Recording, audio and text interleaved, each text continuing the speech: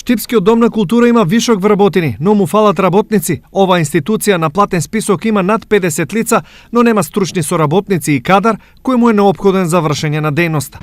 Пример, немаме стручен соработник за литература, немаме стручен соработник за ликовна дејност, немаме правник на институција која што има 53 вработени да нема правник. Зашто после 8 години ние немаме правник? Актер оди во пензија. Сега јас за 2 години напред гледам кој актер ми оди во пензија да пуштам на секој квартал пуштам писма за вработување. Од друга страна, пред неколку години Центарот вработи 15 лица кои беа прогласени за технолошки вишок во Македонија ПАТ. За сите нив беше обезбедена плата, но дали менаџерите им најдоа и работа. Ако еден менаџер може да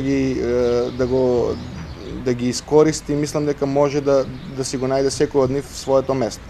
Сега, не станува збор само за нив, туку овде имаше еден период и немаше еден континуитет на работа и имам чувство дека тие луѓе, не само тие кои што дојдоа од Македонија ПАТ, туку и веќе постоечките кои што беа изгубиле некоја рутина во работните навики. Центарот за култура е формиран со намера да биде главен водечки аниматор на креативната активност и културата, место за културно творештво еднакво достапно за сите жители на Штип и околината, препознатлив по разновидноста и квалитетот на своите активности и културните продукти кои ги нуди.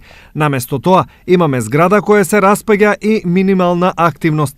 Под образложение за инфраструктурни проблеми, Центарот го редуцираше учеството во годинашново издание на Штипско културно лето, а не се остварија ниту најавите за кинопроекции. Секако ова се проблеми за кои одговорност имаат неколку претходни директори, од кои ниту еден не се зафати со решавање барем на дел од овие напластени проблеми.